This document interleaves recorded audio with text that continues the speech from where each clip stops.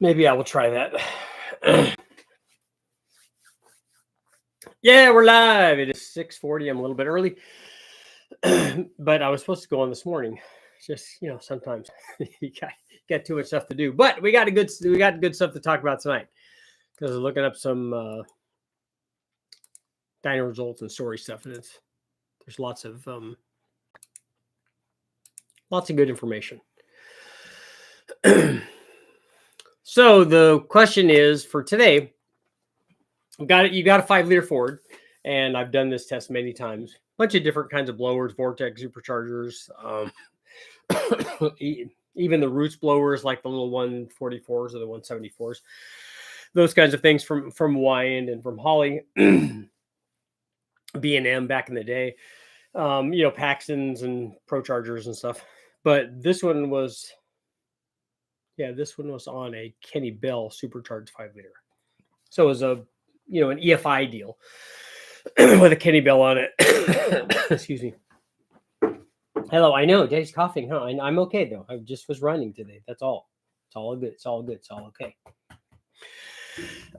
So what I want to talk about are the dyno results from that test, and it worked out pretty well. And it's kind of the thing that you would expect, because when we've seen this many times. Take a combination. You're running it with what? You're insisting that I pet you? Is that the deal with this? No, but I gotta do my live feed. I do, but you can go lay down, okay? I know. Okay. So when we typically when we have some sort of supercharge anything, and what I like to do is run them when I test them. I like to run them NA, and then I also, if I'm doing a cam swap, I do the cam swap NA, and then I also do both of those things with boost on it, because the more data that you have, the more you can kind of point logically at different kinds of results and the reasonings for those kinds of things, and that way you can get the here's what happened, but also here's why it happened. So I ran a test long ago with a Kenny Bell supercharged deal, and we ran the stock 5-liter cam, which actually is not bad. But then in fact, I ran a couple of cams. I ran a smaller 258 extreme energy cam, and I also ran a 274 cam. And what we did was monitor the boost pressure for each kind of configuration, and then monitored the power gains. And then like we always do, we got close to some power number we wanted to make over 500, I think. And then we turned the boost up a little bit. But as normally happens, when you run a supercharged combination, we're running it with the factory camshaft, and then we're running it. I think it had some kind of. It may have even had airflow heads on it. Yeah, it had some airflow research heads on it. Which shout out to the airflow research guys and the Vortec guys and Brian Tooley and all those guys. Thanks for supporting the channel. But when we ran this test, we got some interesting things. First of all, back then, some of the people in that industry thought that camshafts that you didn't need to change camshafts for blower applications. That you just keep turning the boost up and good things happen, and it does. If you make power, some power at 7 pounds and you go up to 9 pounds, you're going to make more power, and 10 or 11 pounds, and that normally happens. But one of the good things that happens is when we put a camshaft in, and we saw this exactly on this combination. When we put a camshaft in, the power goes up, but the boost pressure comes down. And I remember relaying this information to various people. Excuse me. And the response was, and this is particularly the case, and we'll go over why they thought this even more so after we went over more of the data. They said, well, that cam has too much overlap and the boost is leaking out. That's why the boost pressure is lower.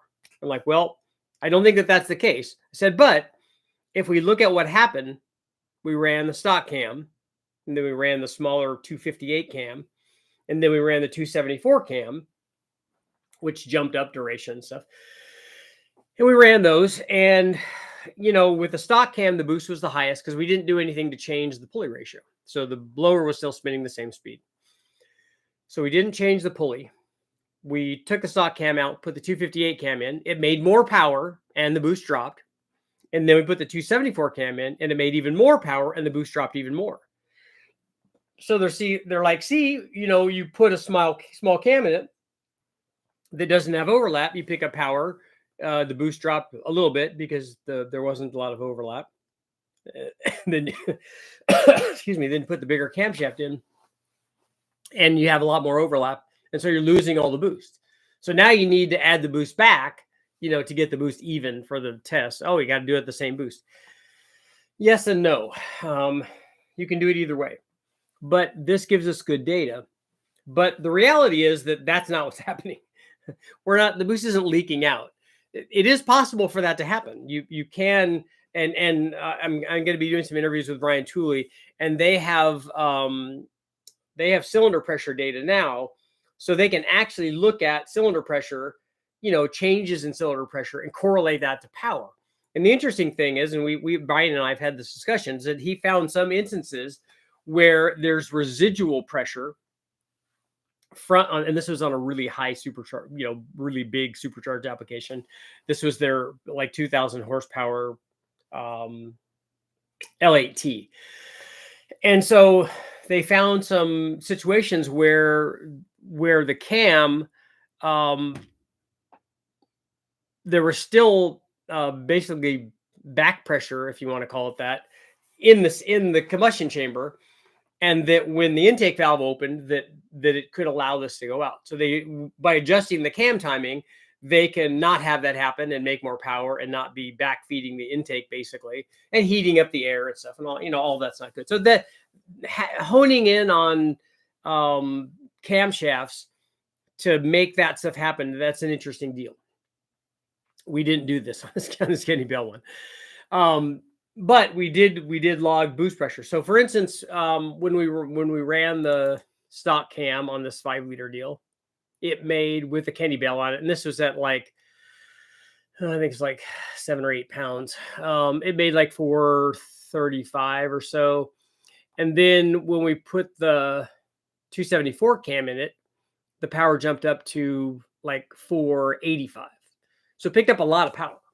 And honestly, both of the stock cam curve was not climbing rapidly, but the 274 cam was still climbing pretty rapidly at 6,000. And, that's two things. One is that we have a lot more cam timing compared to the stock cam. And also we have fairly short runners with the Kenne Bell deal. Now they're not ultra short because we still have the lower intake manifold on this. In this case, we had the lower GT40 intake manifold with their little elbow that comes off of the blower and feeds that.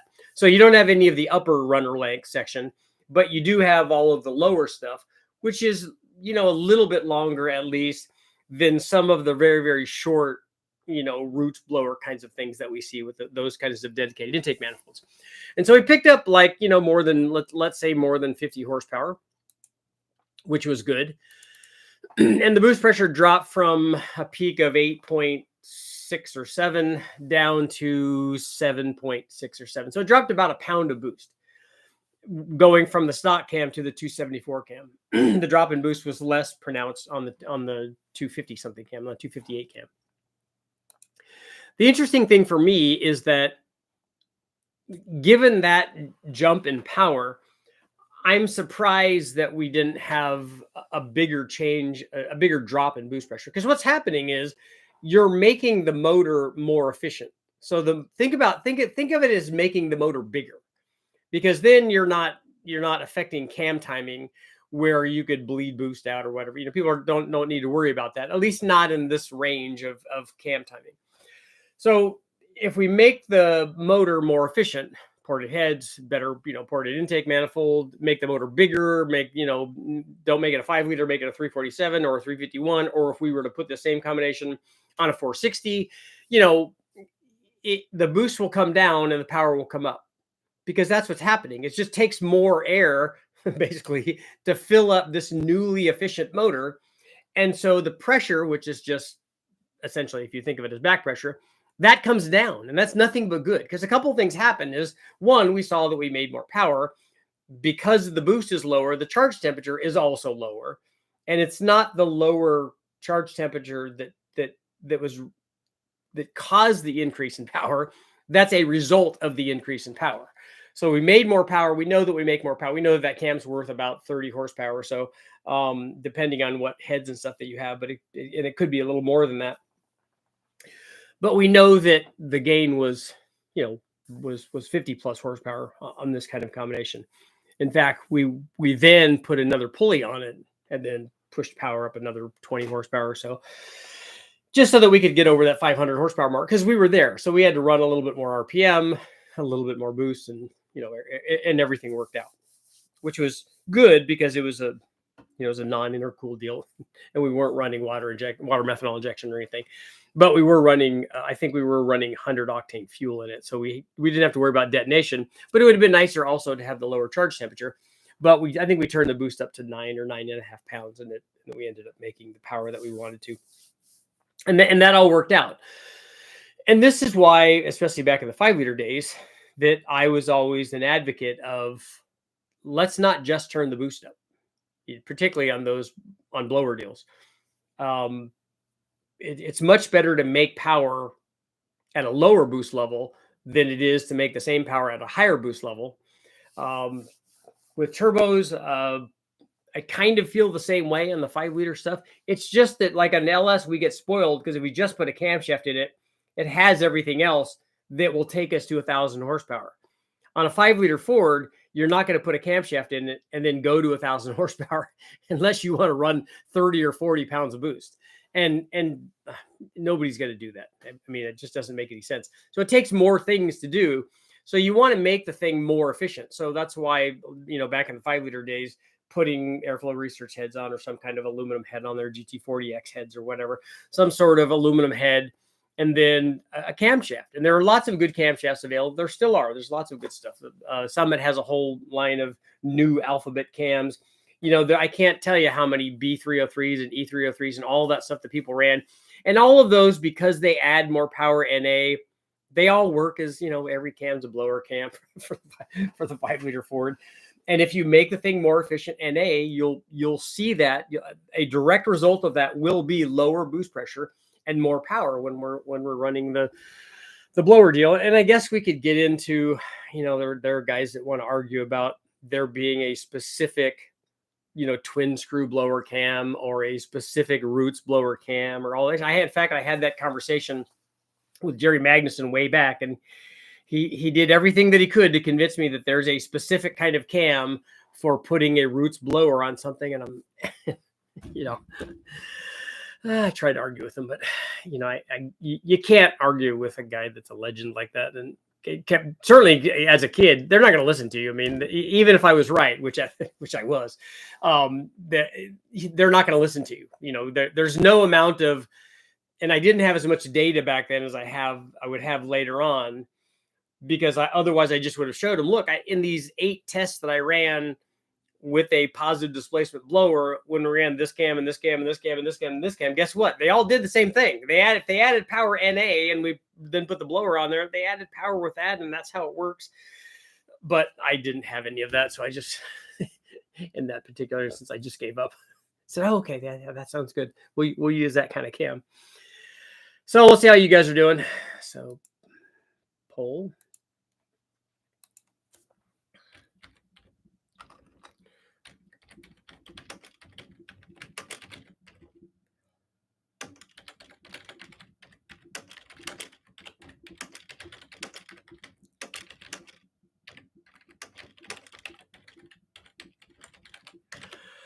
Okay, should Kenny Bell redesign the 5-liter Ford kit and add an intercooler? Because those kits do not have intercoolers. And a lot of the other stuff does. All of their 4.6 stuff has that. Their 4.6 and Coyote stuff and 5.8 and stuff for the GT500s and the Ford GTs and stuff. All of those have intercoolers on them. And I think that they're a good idea. So let me know. Larry. Eric, what's going on? Jet Black. Turbo Sentra. I got 3 questions. I got a limited amount of time. I'm the one doing the LC9 buildup. Okay. After 2 years, Mustang is almost drivable. What motor's in the Mustang Turbo Sentra? The dog had nothing to say to you. I know. Well, he laid down. He's right here. He's on guard duty. How good are the sleeves in it? And also doing a lifter tray and lifter upgrade. Should I go ARP head bolts or studs for the time being? Yeah, if you're running boost, I would run head studs in it, and I like ARP stuff. And just make sure if you have the deck machined, make sure that it's machined so that it has the right RA number, so that it's smooth enough for an MLS gasket, and put an MLS gasket. Brian Tooley has a bunch of those. The factory LS9 stuff, we've done 1500 plus horsepower with those. So the gasket is not an issue. I don't know what heads you're using on that, if you're using stock ones.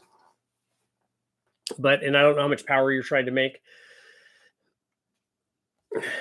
Finished the coilover conversion on my Tahoe. How they recommend it for anyone was sacked out torsion bars. Does breakaway affect horsepower if we had two engines and one turns over harder than the other? Does that affect horsepower? It probably, I would say it could, but marginally. I want to order a rotating assembly because the breakaway torque is going to be more a function of usually ring tension. And then after the thing breaks in and runs and you get oil in there, that's usually less of a problem. There's usually not a lot of breakaway torque associated with, depending on, sometimes when you put, it's harder to spin a motor over with assembly lube than it is if you put like 1030 or 530 oil in it. It spins over easier with oil in it. So a lot of those things, just some of that stuff goes away, but usually that's a ring tension thing. Want to order a rotating assembly? Should I go with a 325 or get stock board? Is that the stock board? Or I don't know. I don't know what your motor is going to clean up at. You know, on an aluminum 5.3, you don't have to worry about the same thing that you do on an LS1 or LS2 or LS3, where you can't bore it out very far. Been trying to ask those things, but at bedtime. Okay. Richard, you were correct. I broke 6 pistons in the ringlands. And you did put ring gap in it, right? So that's got to be tuned. This is my first time completely rewiring a car. 16 hours of work. I got the lights working. Boom. It's always cool to see them turn on when you're hooking stuff up. It's like hooking a stereo up and you're getting, hey, look, I'm getting noise from one speaker and then the other speaker, and then everything's working. Boost is just a measure of excess air. Engines making more power and using more air, so less boost. If I buy a rotating assembly for the LC9 and it says 325, says the bore is 325, I can still use it on a stock bore. I don't know what 325 you're talking about, if that's a displacement, but your bore size on your 5.3 is going to be 3,780 as stock. And common sizes would be 10 over, 20 over, 30 over from that. Or you could go all the way out to a 3,890 or a 3,902 or a 3,905 and make it a 5.7. I wouldn't recommend that if you're running boost on it. Side question for anyone here. Would you run an aluminum pan, deeper stock on a 700 R4, or just add a good cooler? This is on a square burb with a 400 horsepower 355 and a built trans. I would definitely put a cooler in it. I don't think that the pan is going to do enough cooling. I don't think a pan does as much cooling as an actual front-mounted cooler. Doing a lifter upgrade, should I go with lifter bolts or ARP head studs for the first time? I don't know what you mean by lifter bolts. I ran the Lenati hydraulic roller for a Ford. It's easy on springs and can make plenty of power. 228, 236, 565. 565 is a lot for a 228. I used to have a dyno data of an RV with a Whipple on it. Ford 460 went from stock to a 212, 218. Zero overlap. To dispute that argument. Yeah, the 258 cam was like that. It doesn't have any overlap. I'm not even sure how much the 224 cam has. I'd have to plug that in. But I'm sure that let's see here. Magnum Extreme Energy. 351, 5 liter. 258 was a 206, 212, so it was pretty small, but a pretty decent step up over the stock cam though. I didn't notice that much difference in boost when we went from an F303 to a 274 cam. Todd, I would look at ring gap, and I mean, I thought you said that you put ring gap in it, but I thought that you put adequate ring gap in it. But otherwise, if you break a ring land, it have to be ring gap or detonation, because it's not, you're not at a level where you're looking at material strength on these things.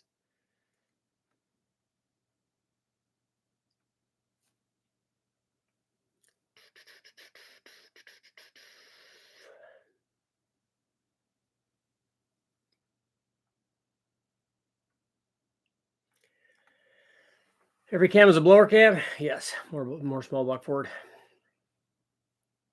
Yeah, intercooler is a good idea. I agree. I'm definitely pro intercooler. Richard, in same car configurations and driving habits, how much worse fuel mileage is a turbo engine versus NA? I don't know, because I don't know how often you're sampling the turbo in this same driving habits. When I think about fuel mileage, I don't think about fuel mileage the way that most people do. I think about fuel mileage in a test situation, like when I test these things on the dyno and I do a back-to-back comparison, try to make sure everything's the same. When I'm going for fuel mileage, like out on the freeway, like with my Civic VX or the Sprint Turbo, or even in my truck, I'm driving at a steady state speed, for a long period of time, cruising and not getting in the throttle all the time, not driving like most other people drive. And so under a steady state cruise condition, there might not be any difference in power between a turbo engine and an NA engine if all you did was add the turbo to the NA engine, so that the timing and air fuel and compression and all that was the same. You might not see any change under a steady state cruise, but there'll be a big change every time you go into boost, because unless your NA tune isn't correct, but when you go into your NA tune, it's going to be 12-1 or something at wide open throttle, or even under heavy loads. When you're doing that on a turbo motor, it could be 10-1 or 11-1. So you're going to be using a lot more fuel. So the more times you sample that in whatever driving habit you have, the worse the fuel mileage is going to get. So it's all about how much you're sampling the available power. I would add, as boost pressure drops for more cam timing, the horsepower loss from driving the blower becomes lower. I think if you drop the pressure, I don't know how much of a drop that is, because you're also changing the airflow rate of the blower, which makes life a little harder on the blower too. But I think not as much as the change in boost pressure. I would like to have more of that data from the testing that they do in Sweden. 5 pounds of boost broke my pistons. I want to be at 14. Yeah, it's not the 5 pounds of boost that broke the piston. That doesn't do that. We know that that's the case. Not enough demand for twin screws on old Ford stuff. That's actually their #1 selling kit. Oh, the Mustang has the small block Chevy. Okay. Intercooler equals lower inlet air temperature equals better. I agree with that. I'm Richard Holder, and I approve that message.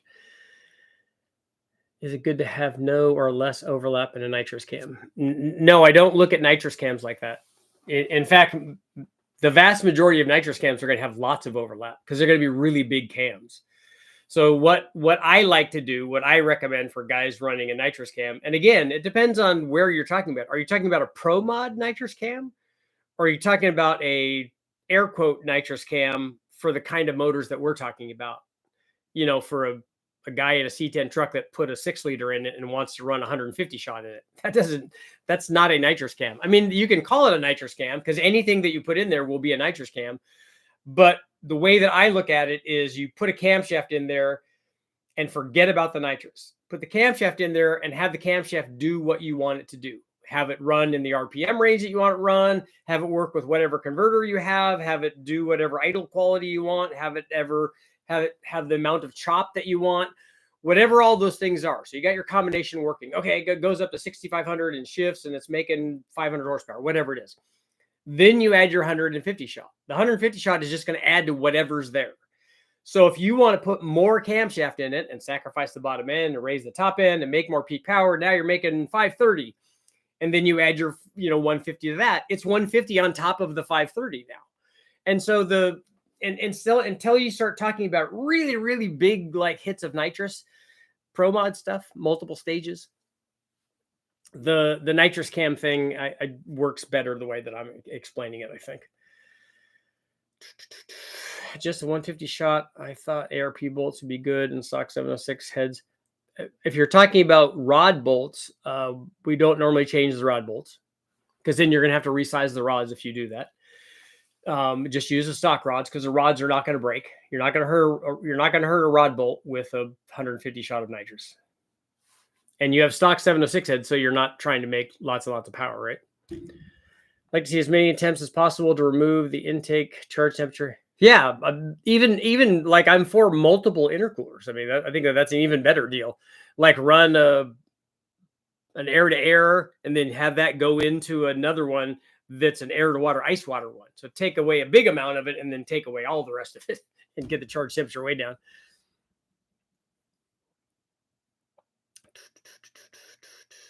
How much power does a 2003 Cobra with a Kenne Bell Mammoth make to the tire?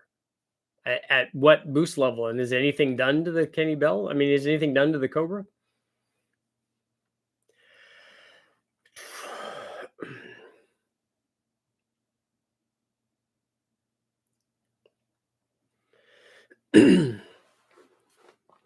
If you want to look for a rotating assembly, and you don't want to spam this with a whole bunch of questions, otherwise you're going to get kicked out.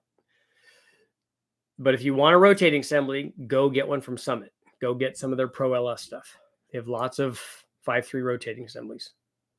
And your stock stuff will handle 900 or 1,000 horsepower. We've done 1,500 with stock stuff. You just need ring gap in it.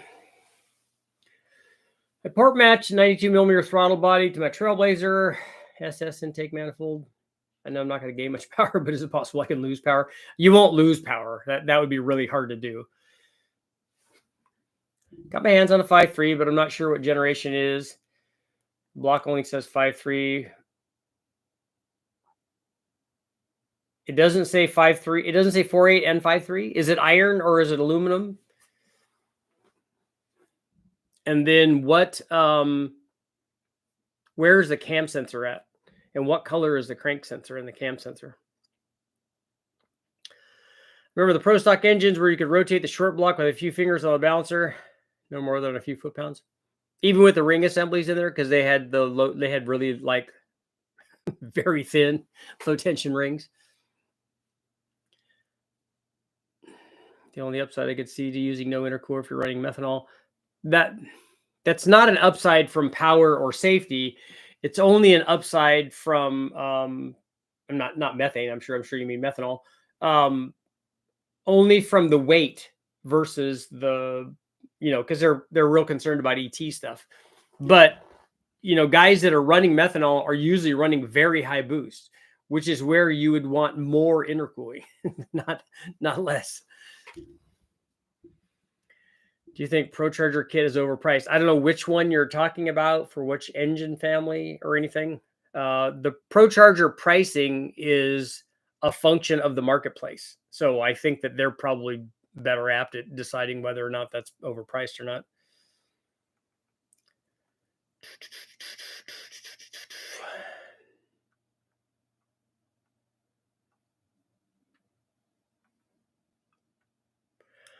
On LS is regarding quarter mile times, at horsepower 411 gearing starts to be less than ideal. Seems like anything NA benefits from 411s. Why would you think that the gearing would be horsepower related where it would start to be less than ideal? The way that most people pick their gearing is they pick their gearing based on what their trap speed is going to be going through the end of the quarter mile. And then how many gears they want to use to get there. And then that's a function of tire size and the RPM that you're running on your motor. You know, what is the RPM range you're running in the motor? Got a motor in the car right now. I'm doing lifter trays and lifters. I'm putting a 200 shot and we'll make 600. Should I go with bolts or head studs instead? You won't have a problem with either one of those for if you're making 600 horsepower. You could run stock head bolts probably for that. It would be better to put head bolts or studs in it, but either one of those will work. You're not going to hurt a head bolt or a stud at that power level.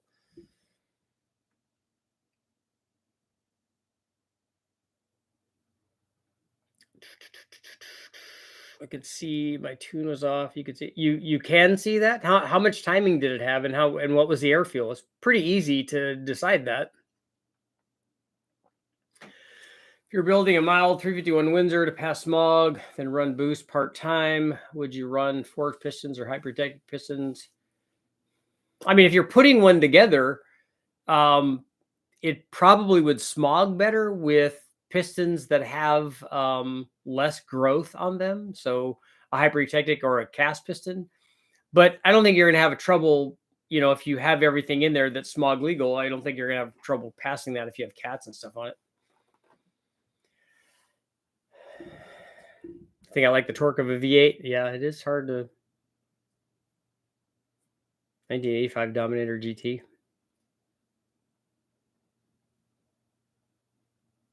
Comes to miles per gallon. I only care about the miles per gallon.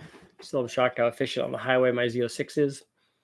Yeah, if you make it efficient at that lower engine speed, like 2000 or lower, and get it so that it can run that low of an engine speed and just kind of loaf along, it works pretty good. Kenny Bell must really be hurting.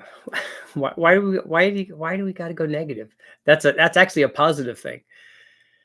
Does Kenny Bell make anything for the Coyote? Yeah, they sold a lot of Coyote kits. I have videos up on them. Come on, Sean. Nice little 400 horsepower motor with a 300 shot is all you need. That seems like a really big shot for only making 400 NA.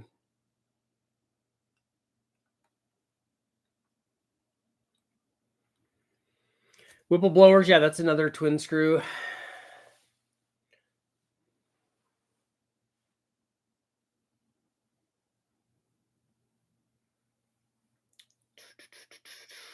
For mostly street build, what stall converter would you use with a 550 horsepower 3-3 stroker with a truck Norris cam? My question is, how are you making 550 horsepower with a 383 and a truck Norris cam?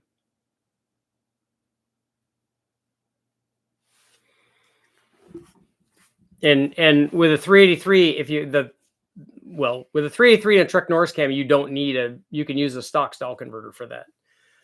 But 550 seems like a high number for that combination.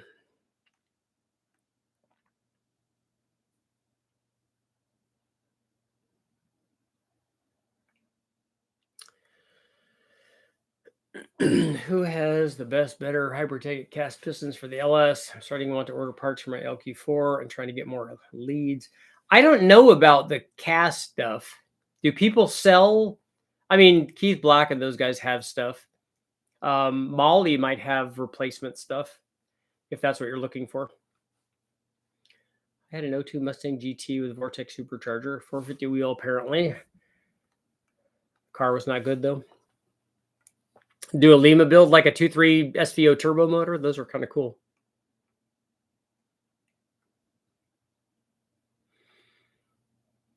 Getaway, what are you building? Oh, an LQ4. Okay.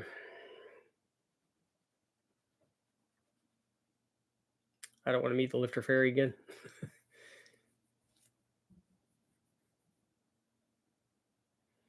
Freshened up a stock B16 Honda. Nice. Played Jackson Racing Supercharger. Tuning it on the Dynojet. The low speed cam would show 16 PSI at 6,000. Switch on the big cam and the max boost was 11. Why would you be running the primary cam to 6,000? Were you just testing stuff to see what was going on? That seems like a really high switchover point for a stock B16. 233 at my Pontiac Grand Prix. 3,800, bunch of stuff from ZZP. 11 psi. That's good. Yeah, the boost pressure is not a bad thing. If the tune is right and you have the octane for it, it's not a big deal.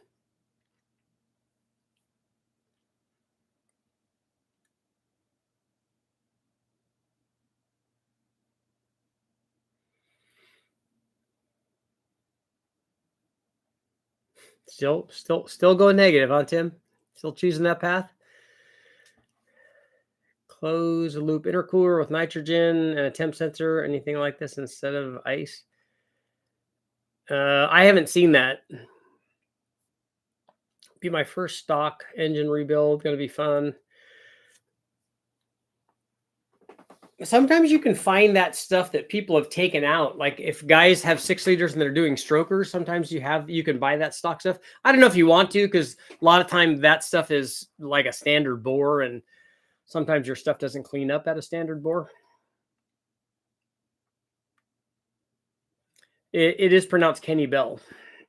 I only read the name in magazines back in the day. Just never heard it spoken. Yeah. Kenny Bell.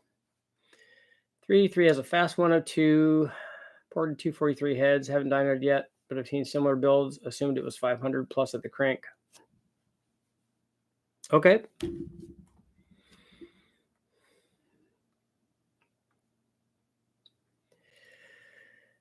5.3 Gen 4. I do not have a crossover pipe for my antifreeze at the back of the engine, only in the front.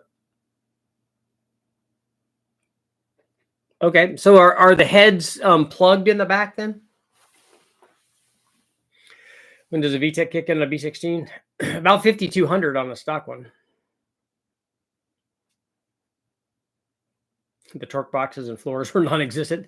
That's not good. You need those. You need those for a lot of reasons.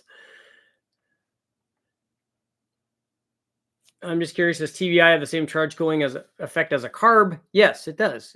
If you're introducing, anytime you can also get cooling with water methanol, injecting it into the top of that intake manifold like that. You're just giving it enough time for the charge cooling to take place. But I would like to see the temperature difference and see because it might be that you're getting all of it, and you don't have to worry about it. But I don't know that that throttle body injection atomizes fuel as well as carburetors do. I kind of don't think that they do. I'm just testing the B16 to see what would happen with boost on the different cam profiles. I've run a few different cam profiles with stuff, and it kind of follows what we've done with all these other cams. I love the sound of my 2-valve GT with an H pipe. I do like stuff with X pipes on them. I think that they sound really good. In fact, when we heard Rob Fellows, it was the AER World Challenge car, and it had an X pipe on it. We're like, we have to have one of those. We didn't have it anywhere near the motor that he did. Not the compression, not the camshaft, not the cylinder heads, not any of that. But we thought, hey, we can make it sound cool by putting an X pipe on it. Building a 5-liter HO from a Mark 7 for my Fox Body drift car. Doing a MAF conversion. My first engine build. Any advice? Thanks for all the information. Yeah, there's a lot of 5-liter videos up. So, heads, cam, and intake kind of thing. If you're keeping the stock bottom end stuff, like everything, there's a limit to how much camshaft you can put in. Brandy, the heads are plugged in the back. Okay. And if it's a Gen 4, you usually can tell by where the is it a front mounted cam sensor? What is the color of the crank sensor? Is it a 58 instead of a 24? Usually you can tell by that stuff. Integrated an air to water setup on my 331 Kenny Bell, but now building a 363 for set components. Was always hoping you would do something along the lines of what I have. It has big AFRs on it. So how did you integrate the air to water setup? Are you discharging into a tube and going into some sort of core and then coming back in? Did you put one in the middle on the discharge somewhere and then have a hood scoop or something? Yeah, the airflow research heads are really good. You should test a Chrysler 2.7.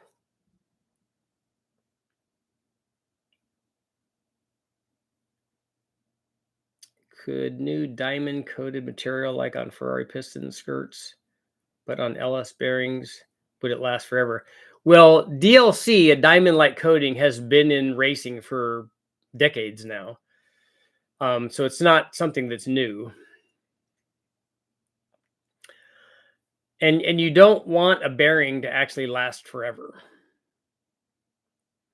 So I always wanted to see if there's a big difference between fuel atomization with throttle body and a carb. I've heard carb guys say you can't replicate what a carb does.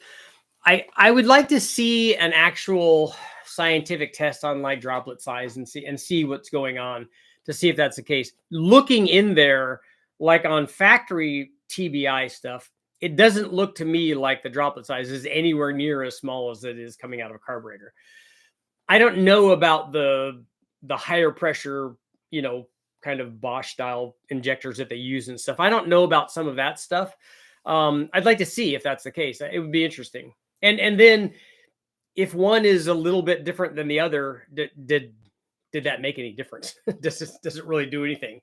Does it do anything to power? Does it do anything to mileage or emissions? You would think that it would, but we may have to test the things, not the things that I'm testing, but emissions and drivability and stuff. How can I make another 100 horsepower out of my 2018 Silverado? Is a 2018? That's an LT, right? Look at Brian Tooley's website, and you can see all the stuff that they've done. But it does the same thing. It's all the same stuff. It's ported heads, it's camshaft, it's intake manifold, or boost. Discharge into a Spirco intercooler mounted in the fender wall, then back to the discharge. Okay. Did you ever measure boost with the old system and then measure boost with the intercooled system? And did you see a change from that length and stuff? In your experience, how does a stock bottom end small block Chevy, small block Ford, small block Dodge compare to an LS? I don't think any of those will make the power that an LS does. I don't think you'll have any of them go to 1,500 horsepower. I don't think. You certainly won't get a 302 to go there, a 302 Ford. We know that. I don't think that the small block Chevy will either. I haven't done small block Dodges, but I wouldn't think that a Magnum could go there. Quadrajets, why do I like them so much? There's everything to like about a Quadrajet. It's awesome. I had a 362 small block Ford, high ports, F3. Set the idle at 1200. Would bump 1 PSI on Camshafts. I used a classic fast way back in the day, shifted 8400. So you're saying that you had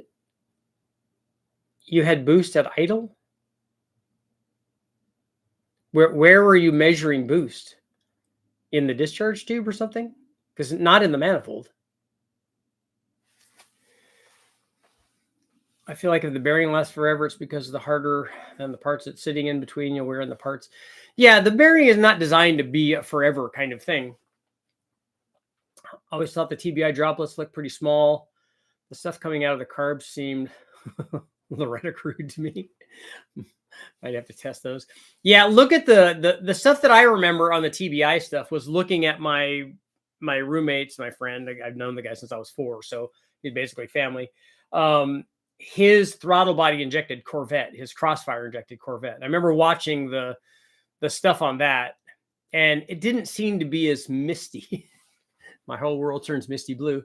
It didn't seem to be as misty as the carburetor stuff does. There was about a pound to a pound and a half drop across the core. See, we saw that stuff when, like, way early on when I had the Vortec on my Mustang. We experimented with an intercooler, like a front-mounted intercooler, and there was a drop in boost, and so we took it off, and because the car actually ran better without the intercooler on it. And now, knowing what I know now, I would have just fixed that. When you're testing cams and your roots blower stuff, was it the LSA of the cam or the timing? Was it the lift? It's never an individual thing. It's the whole cam. It's all of the things that are happening with the cam that make it different. What's the highest horsepower 91 or 93 octane 302 you've seen or driven that was also streetable and not screaming on the highway? I don't know what your definition of all of that is. Are you talking about a blower one or a turbo one or an NA one? And what do you mean by screaming on the freeway? Do you mean it's a do you have like 513 gears in or stuff? I don't really understand what you're talking about. Bearings are made to absorb the nasty stuff that gets through the oil filter instead of ruining the crank. Yeah, it's they're like a pseudo fusible link, I would call them. I did 2 injection racing K20. Yeah, it would be better. Boost was lower with max overlap with variable intake advance. Yeah, it's nice to be able to adjust not just VTEC on set, but also cam timing on that. Less than 1.5 PSI difference while tuning the cam advance on the high speed lobe. Cool.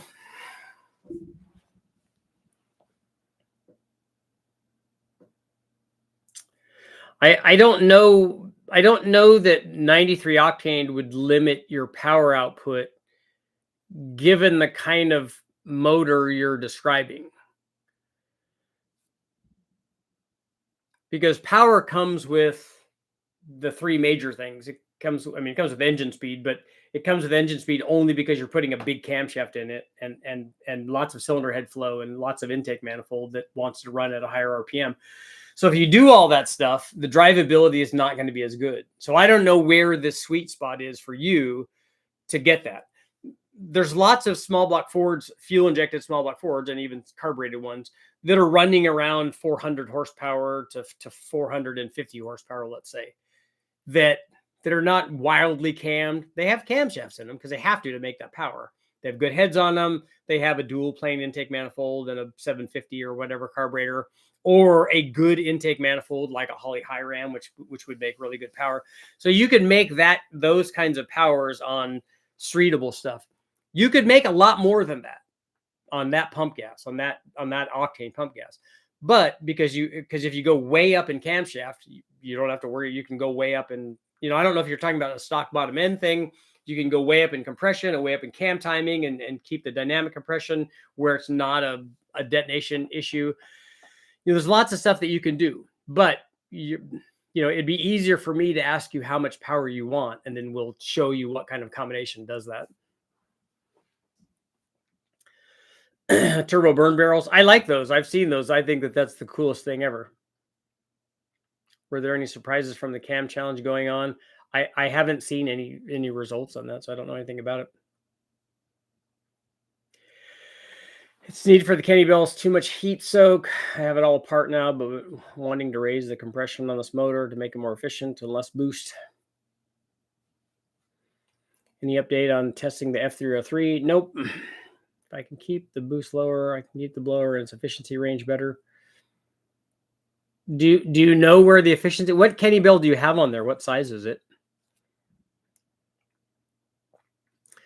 The temperature, the outlet temperature of the Kenne bell is related to pressure. It has less to do with you being in an efficiency range, because the efficiency range on the Kenne bell is really, really broad. But on every kind of blower, if you go up in boost, you're going to go up in temperature. You can't not have that happen. That's a thermodynamic law. I was talking to Steve Morris about bearings. He said they put soft bearings in the engines to prevent damage. They can measure how close they are on power by the bearing wear. Yeah, I think he's a sharp guy, and they might look at bearings. They might look at crank movement based on bearings, and that would be really cool if they're doing that. An older 2.2, even a 2.2 is still good for some pretty good power. There's a kit that will turn my intercooler under my LSA supercharger lid into an AC coil so that the intake air is constantly cold temperature without having to add ice. Yeah, somebody may make a kit that does that. You're having to run your air conditioning all the time to do that. I remember my flathead 5 horsepower Briggs, the stock aluminum rod would last a while. The rod had no bearing. When I went to a racing rod, it ran lead-based bearing. It did wear faster, but it's easy to change.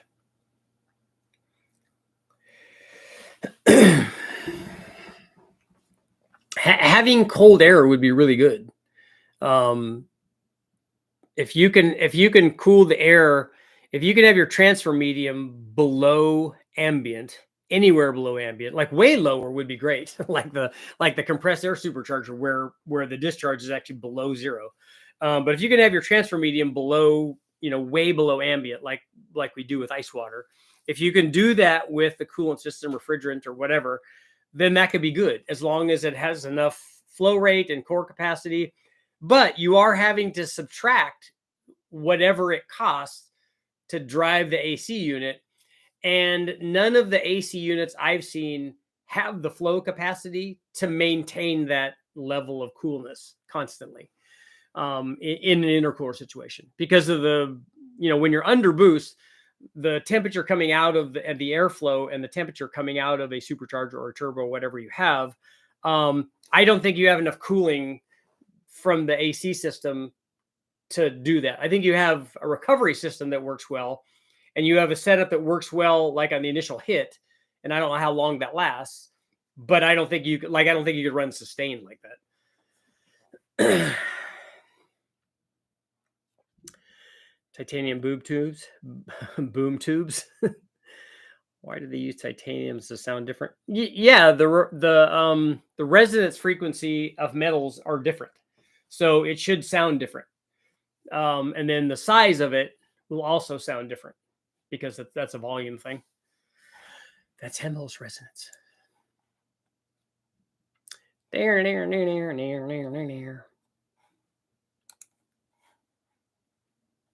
Plus, titanium's like cool and lightweight. We've run aluminum exhausts from a certain distance back on race cars, road race cars, and things, to keep the weight down. On drag race guys have done that and stuff. And you just get it past the point where you have to worry about the aluminum, melting the aluminum. And so, I don't think I've ever run it all the way up, like coming out of the turbo or out of the header, but we have run it, like I said, a certain length back. So a certain percentage of the exhaust is lighter because it's aluminum.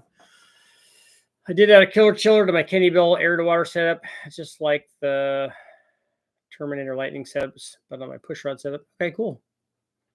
Inconel sounds super high pitch. Inconel headers are not cheap. That's that is not cheap. Titanium exhaust on the Z06 was really light. Yeah. I'm surprised how many people change that. I wonder what a factory titanium exhaust for a Z06 is going to be worth, later on, if they become collectors, whenever that is.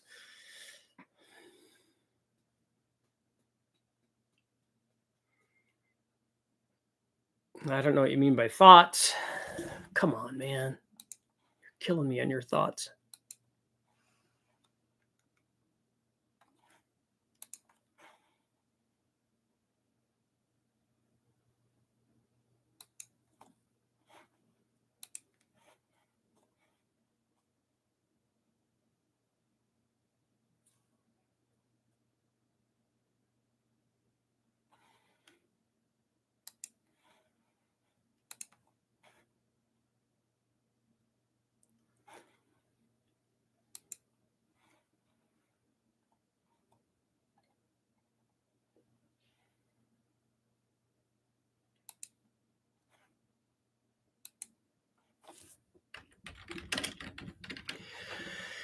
There.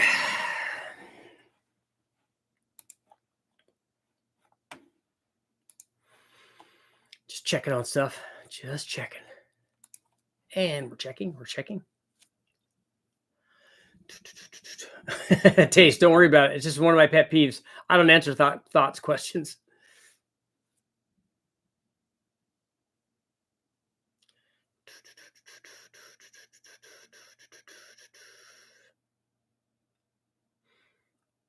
After seeing the LSA heat exchange on the intake, how can they avoid heat soak without a large reservoir and ice? Good Inconel headers were made from 20 wall. I remember the guys from my buddy Bernie was the crew chief over with the guys from Osco when they're racing Porsches and BMWs, and they hurt one of the BMWs and damaged the headers, and so they wanted to repair it. But originally, when they had the headers done for that, because it was a V8 in an M3, and they had a guy come out and make Inconel headers, and after having the guy come out and make them, thousands and thousands of dollars later, when they damaged them, they made sure that they were able to repair them because they didn't want to buy new ones.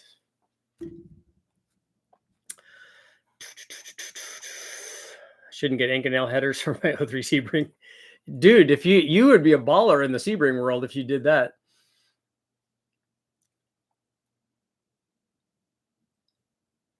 And taste and destroy your the Harrop guys do a good job on everything, so their kits are legit.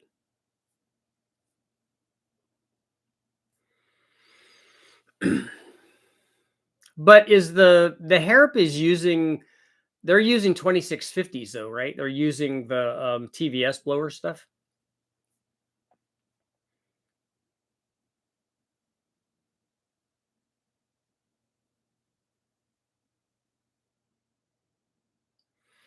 Yeah. So if you want to get people mad, ask the TVS guys if they have internal compression. And then ask them and then ask them that, and then ask like post somewhere on the Society of Automotive Engineers, ask them about internal compression. Ask them about twin screws versus roots blowers, including TVS blowers. My dream setup is 180-degree headers, but forward facing into twins. That would look good, huh? So like twin turbos coming off of the exhaust from a GT40 Ford would be cool.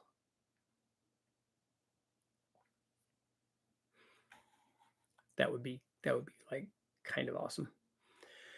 2 more minutes. Should Kenny Bell redesign the 5-liter Ford kit and add an intercooler? 81% are saying yes. Kenny Bell guys, are you listening? We'll end our poll there. Why start beef? The Inconel exhaust valves for the G10 were expensive. I couldn't imagine a whole header. Did you actually find the Inconel exhaust valves? Calvin got me hooked on the sound. Explains the GT40 bad. So trying to find out how much boost I can shove in a 2.7. Well, if you already have a 2.7 and you already have a turbo on it, then why don't you find out? I mean, I would definitely put ring gap in it and a good head gasket and head studs and bigger injectors and a tune. And I see where you're going.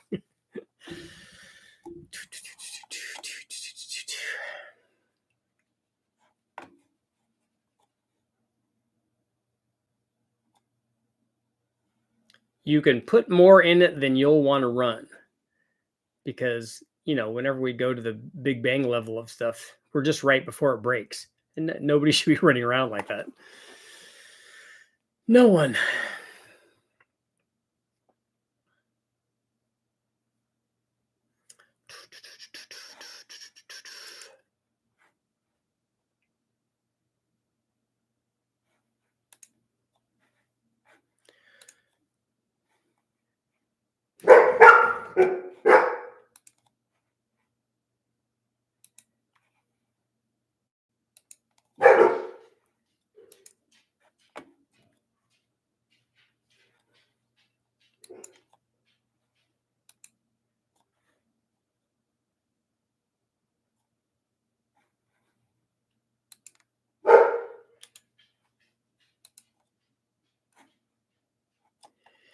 Yep, it's always like this.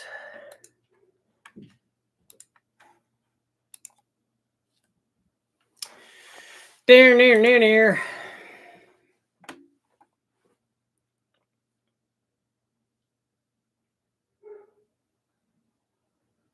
Reminds me of the old diesel 5.7s. Had 22-to-1 compression. That's a lot. You had Faria make you a set. Did they had something that was close in like stem diameter and length already? Because did they take something and cut it down, or did they actually? I don't know how do they do those? Did they mold them? My backup plan for my 331 is to add boost. Cams at 218, 224, 560, 11-hour heads, 10.5 to 1. I think the block will tap out 6 pounds. I've run a lot more than that. I think we've done 7. I want to say that it's like 760 or something like that, or 770 with the Novi 2000 on a, can't remember if it's a 331 or a 347, but it made runs like that. I don't know how long it will last, but voting for an unlimited budget Recport 6-liter with twin GT45s one more time. I don't think are you talking about doing a big bang for one of those? Because I don't think twin GT or are you going to do that? Because if you're going to do that, that's cool. If it's a big bang one, twin GT45s aren't enough turbo for that. Top fuel engines use some trick stainless alloy, mnemonic or something. That was invented by a guy named Johnny. That's right. Keanu Reeves pun. Cut it down from a larger valve. I thought so. I thought that they would have done that. Did they have to cut the stem down too, or just the valve? That's what I was wondering, if they had something that was close that they could do, you know, just like a hack and slash kind of thing. Now it makes me want to have those for mine. I think the 6 valves total came out to 2,400. Wow.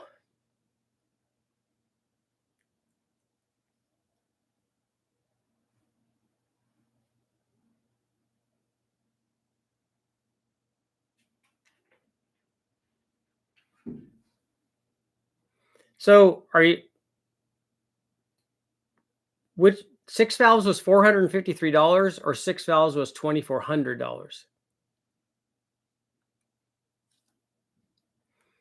Oh, Kyle, a super budget, yeah.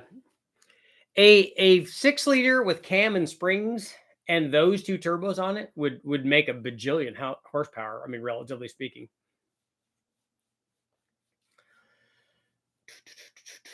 A bajillion, that's a lot. That's like next level stuff. I'm thinking about doing another video tonight, so just stay tuned. I'll see you guys all later. Do a big bang LS with forge assembly, rotating assembly, test the block strength. I'm not really interested in that. The block strength and the stock crank strength, I think, are going to be about the same level. At 1,540 horsepower, we're already where the block is not going to be a good idea. And on that note, it is time to go. I'll see you later.